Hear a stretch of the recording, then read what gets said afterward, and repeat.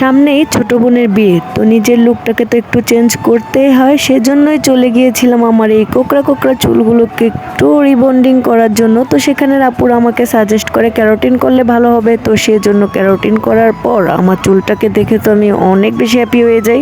তো হে এভরিওয়ান, আসসালামু আলাইকুম সবাইকে। সবাই কেমন আছেন? আই হোপ সবাই অনেক ভালো আছেন। আমরা আল্লাহর রহমতে অনেক ভালো আছি। আমি সকাল সকাল আমার মেয়েকে পরীক্ষা দিতে দিয়ে আমি চলে যাই পলি বিউটি পার্লারে। আর সেখানে গিয়ে আমি ক্যারাটিন ট্রিটমেন্টের জন্য টাকা দিয়ে রিসিট কাটি অ্যান্ড দেন আমার ট্রিটমেন্ট শুরু হয়ে যায়। আর দেখো আমার ট্রিটমেন্টের ফাইনাল লুকটা মাশাল্লাহ মাশাল্লাহ কতটা সুন্দর হয়েছে।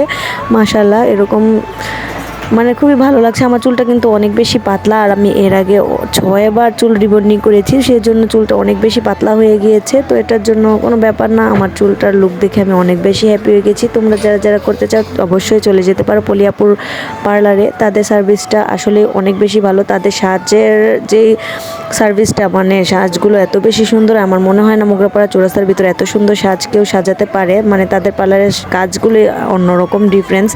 তো আমি এই প্রথমবার তাদের কাছে মানে চুলের যেই ক্যারাটিন ট্রিটমেন্টটা সেটা করালাম। আলহামদুলিল্লাহ ভালোই লেগেছে আমার কাছে। তো সবাইকে আল্লাহ হাফেজ। সবাই আমার ভিডিওটা লাইক কমেন্ট শেয়ার করে দিবা।